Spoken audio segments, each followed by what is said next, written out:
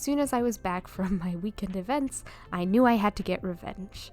I immediately chose Eco as my first official art fight because she reminded me of a character I would have created when I was younger. Eco has a lot of fun details, like the sheer fins on the sides and on the tail, and also she has shark-like fins on her back, tail, and arms. I was originally planning to include the coral staff / halberd in the design. It was supposed to go in the hand that's in front of her chest and like sit over her shoulder, but the way I posed her, it didn't seem to fit in the drawing, so I decided to go on without it.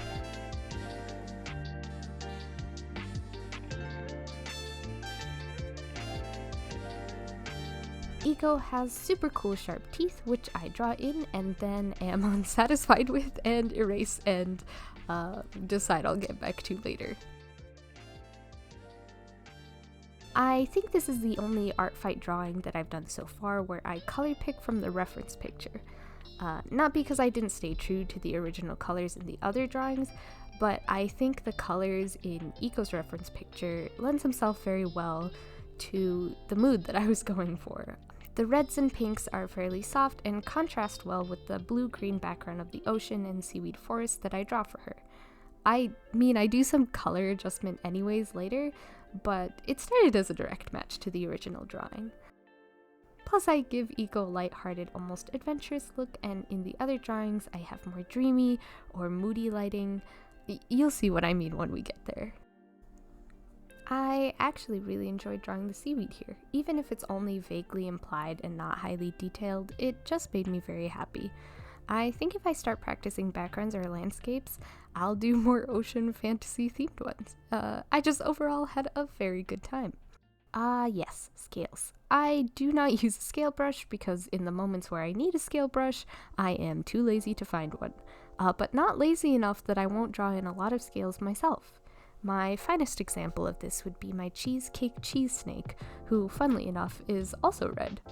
I don't go so ham on the scales for Eco as I did for the cheese snake, but I think they turned out pretty.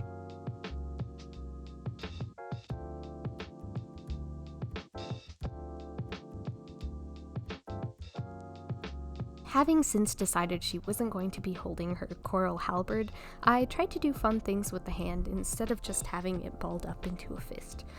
But it wasn't working for me, so I settled on a loose fist instead. It shows determination and shock, as if discovering something unexpected but wanting to learn more. No, it's not that deep. Mostly I didn't feel like drawing fingers. I don't know if you can tell, but I love adding the tiny little lines at the edge of a color space, like the light pinks that gently outline the sheer fins at her hips. That's the thing that makes my brain go, wow! I know it's best saved for the end of the drawing, but shh, let me do my things in an order that makes no sense.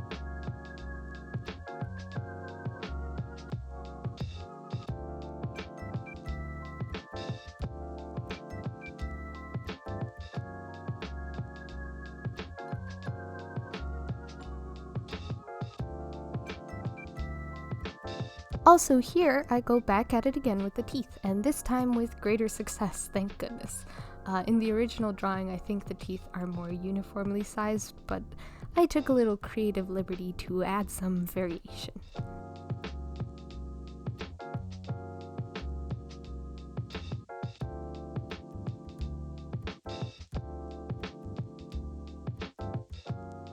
And here's another fist, because, bear with me, it was a really long and busy and exhausting weekend.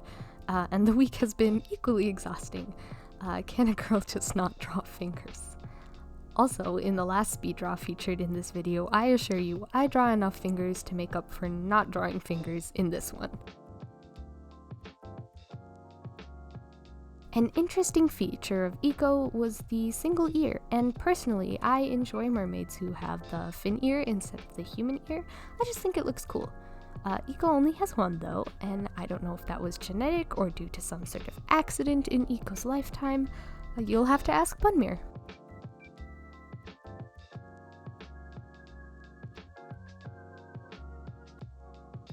Eco's got beautiful flowing light brown hair that I really enjoyed working with, and it's nice to be underwater where buoyancy can kind of just take the hair wherever. I can just say, yes, that's just the way the water is flowing, don't even worry about it, instead of using brain cells to consider reasonable hair drapes.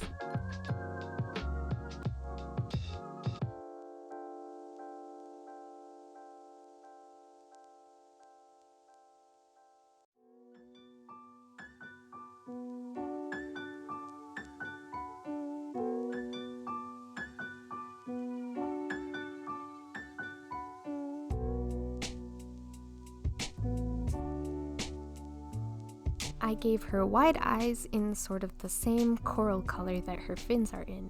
Bunmir didn't specify eye color in the original drawing, or maybe I misinterpreted it and should have given her dark eyes, but I think the coral eyes suit her well as well.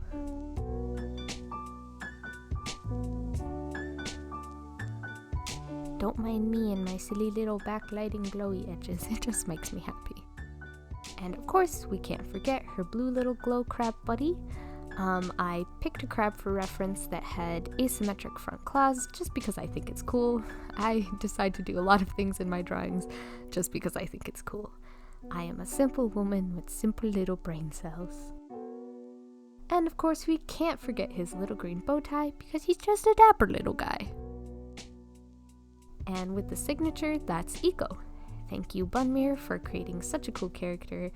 Thank you for being my first attacker ever on ArtFight.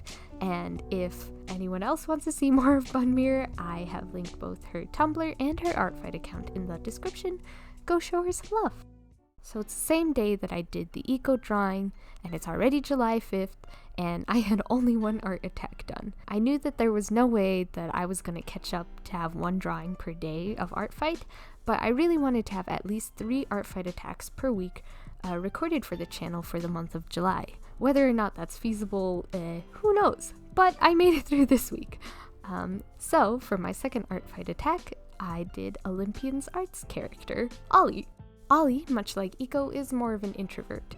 Despite being an introvert, Ollie loves hugs, as well as plushies and playing Roblox. Honestly, Eco and Ollie seem like they would get along very well. Because of the butterflies, crystals, and the rose in the original drawing, I got very strong fairy core vibes, and that really directed what the drawing looked like. This time I do in fact draw fingers. Not nearly as many fingers as in the next drawing, but definitely fingers. And this is me actively struggling to draw fingers. I wanted them to hold a crystal because Ollie's holding something that kind of looks like a crystal in the original drawing, but I could not for the life of me get it to feel like it worked.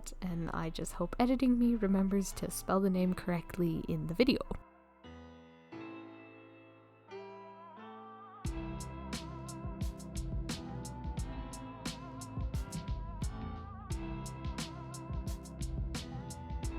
I try to stay true to the original colors as much as possible. I think Olympians-art has a more vibrant style than me, which is why I didn't color pick from the reference drawing, and I didn't want the colors to contrast too heavily to the woodland foresty scene that I put behind Ollie. Much like Eco's drawing, I stick to implied shapes and rough shading just to be like, ah yes, this is a forest, but not the important part of the picture.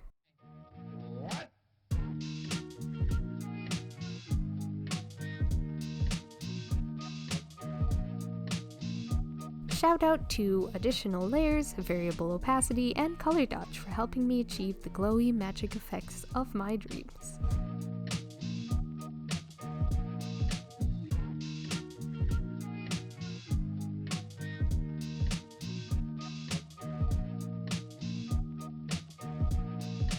I unfortunately don't have a lot to say about Ollie's drawing process, since my art style isn't really changing between Eco and Ollie, and I honestly didn't feel like I had a lot of hesitations when drawing this character. I kept the design elements pretty in sync with the original drawing. I kept the royal blue dress with the black corset, the fluffy purple hair. I didn't really even add anything to the moth antenna or vine things on the head. My only intent was to create a genuine version of the character in my own style, and it was very enjoyable and relaxing.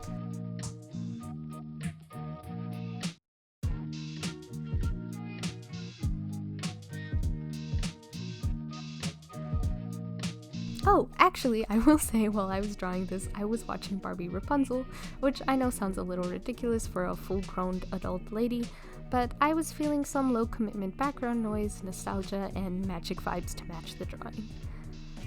Usually video game playthroughs or my husband talking on Discord with his friends is enough background noise to make me happy, but I was in a mood or something. So we're bringing it back to Barbie movies from 2002, baby! Besides, Barbie Rapunzel was a movie that was very important to me at an early age. It was one of my favorites and really a huge motivator behind my art.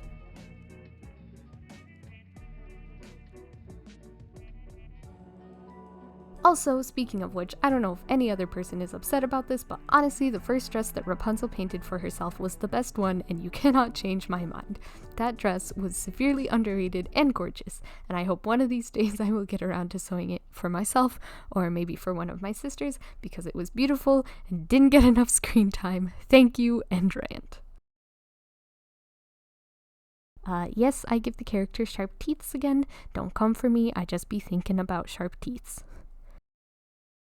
I think I could have done a better job on the hair, to be honest. I sold Ollie a little short just because I'd already been working on Ego for 2 hours, and I don't usually push myself to do multiple pieces in a day, just because I know I won't do my best. But I think even though I was pushing myself and was kind of in a rough mindset at the time, and it was getting late, I think Ollie turned out quite well and beautifully.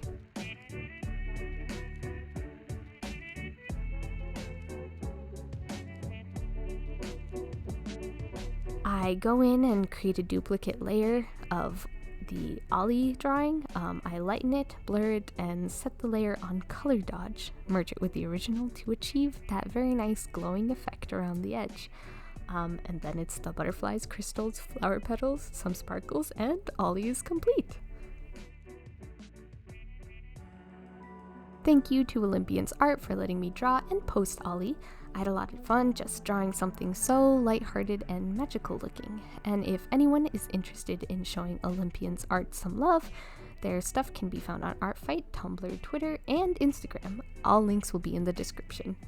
Last but not least, Hans McGee, or more formally known by everyone else as Punchy the Alien, as created by Bwooom. Punchy is an alien with many amazing traits such as psychic abilities and incredible strength.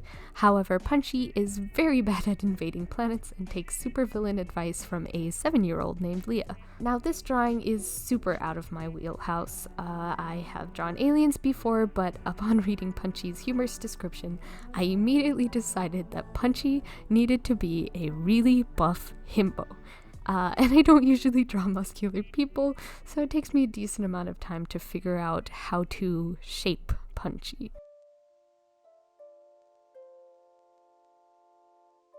I wanted to have them stand in such a way that it was very, like comic book supervillain reveal page. Of course, the next panel would be Punchy immediately being a fool, followed by escapades of unsuccessful domination of the Earth. Which all seems like a very entertaining time. I begin to work on Punchy's cloak, which is apparently not a cloak but rather skin, and is very attached to their body. The ends of the cloak being a pair of hands. And not only is the cloak skin hair hands, Punchy has a power similar to the ever so useful D&D cantrip Mage Hand, but like 4 times over. So if 8 hands isn't enough for you in one drawing, I think you need to find a different YouTube artist to follow because that's too many. That's so many. Luckily, Punchy was drawn on a different day than Ego and Ollie, so I had enough zest to draw various hands.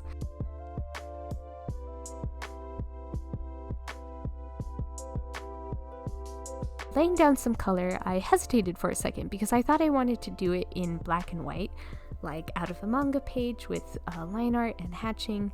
And the colors in this honestly lend themselves really well to a comic style. I thought I should have done strong line art to sort of emphasize that comic book look.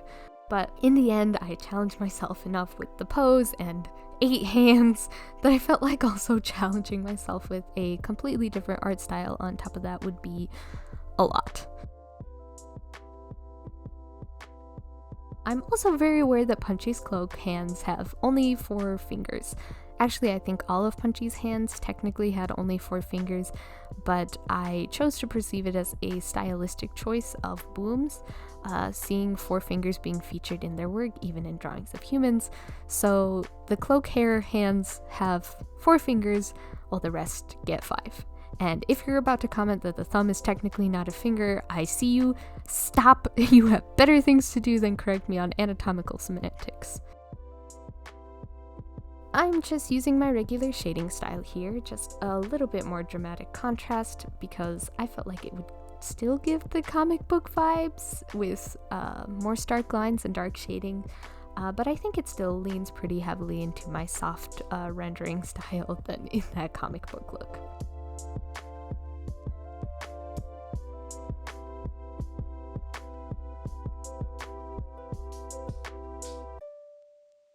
As much as I hate how I draw eyes, I was really excited about drawing the many eyes that are featured on Punchy, just because, I don't know, I may be bad at drawing eyes, but I'm just a big fan of when creatures and characters have a lot of eyeballs.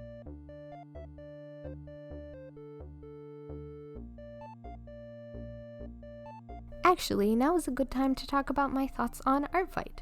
I mean, first of all, I think it's pretty great. I've gotten super cute drawings and wonderful comments, and it's a very quick way to practice drawing as well as grow your art community. Everyone I've talked to has been so kind and understanding, and just overall it's been a very good time. Also, you don't have to do digital art to participate in ArtFight. A lot of people on there do exclusively traditional art. And it's such a quickly growing art thing too. Like every year it seems to grow exponentially.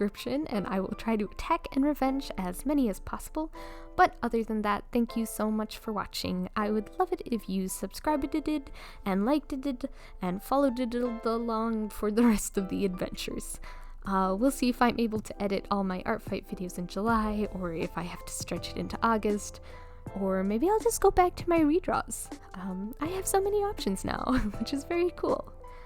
Join me next time where it's probably still going to be art fight, maybe? But who knows? Not me.